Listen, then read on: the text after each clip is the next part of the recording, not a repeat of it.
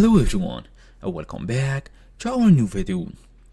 So, police alerts, hazard warnings, and speed limit notifications are what make Waze so useful.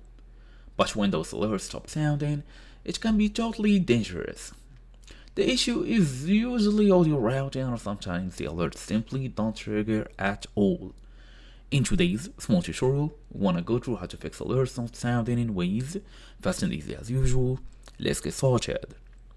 First and first, check the basic sound settings. Open Waze, go all the way to settings, voice and sound, make sure sound is set to on or alerts only, not off. Also check that the play sound to phone speaker option is correctly configured for your setup. Check your device's media volume.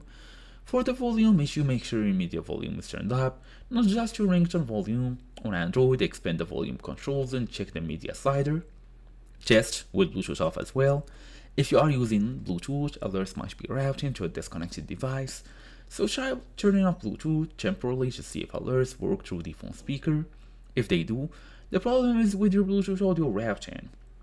It's time now to check Android Auto settings. For Android Auto users, this is a common trap. In the Waze settings, make sure always use the phone speakers turned off. When you want audio to go through your car speakers, if it's on, Waze won't send any sound to the car system. So I'm gonna go ahead to settings, voice and sound, all the way down to see play sound to phone speaker is turned off. Otherwise, make sure the spoken directions are normal, current voice English, voice reporting, tap the report icon to say what you see. Anyway, you can basically activate many things from here. And that's the whole idea. Thank you all for watching. I'll see you in the next video.